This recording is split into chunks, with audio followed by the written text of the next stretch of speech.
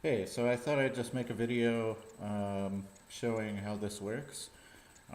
So I'm using the 900 cell right now, which because of my heavy duty heat shrink, it's like a millimeter thick.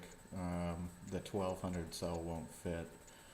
Um, so this is about 650 milliamp hour effective capacity. Um, it weighs 27 grams, whereas my 400 nickel metal, which is comparable form factor, uh, weighs 33. So 5 gram savings, 6 gram savings, depending on whether or not you have the charge switch installed or not. If you're using it without the charge switch, it's really easy. So right now it's off, and I'm using micro Deans to attach to my receiver. So I plug it in immediately. The airplane's powered up.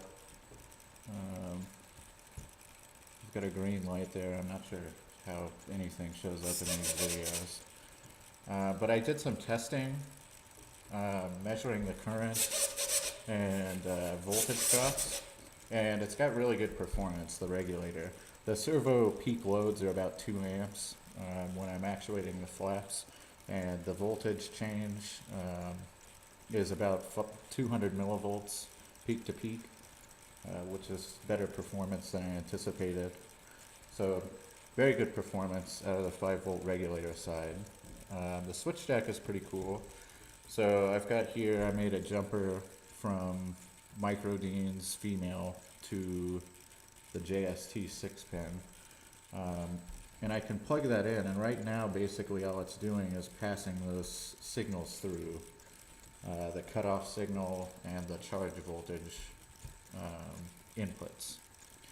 So if I connect this, which would be mounted in my plane if I had more time to mess with it right now, to my charge extension, which is a male Deans to the 3-pin male micro Deans.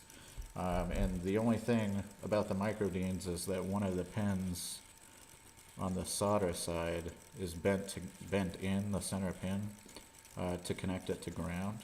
And whenever the center pin of this guy sees ground, it turns off. So when I plug this in, you'll see it turn off. And if I plug this into, I've just got a 3S pack here.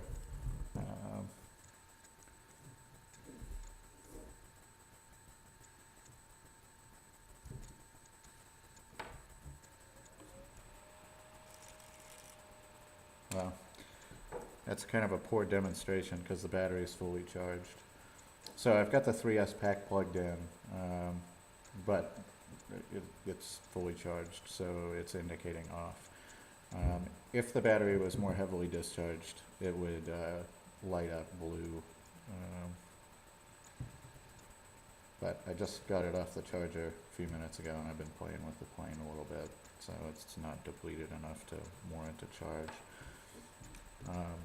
If you want to do operation without the switch jack, I'm going to orient this so you can see the LED because I think it might be getting washed out.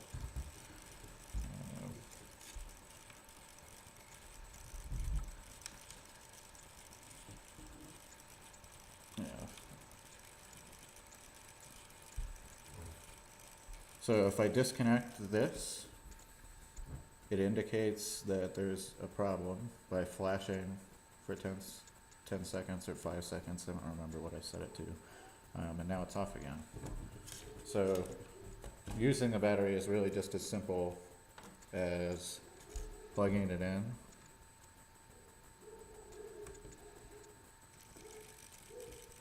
and it's got operation. Unplug it, flashes, which might be too fast for the camera to capture. And with the charge switch, equally as simple. Got the charge switch plugged in. So we've got operation of the airplane right now because it's detecting the load of the receiver. Plug this in. No more operation. Unplug, we're on immediately. Everything works. So that's it.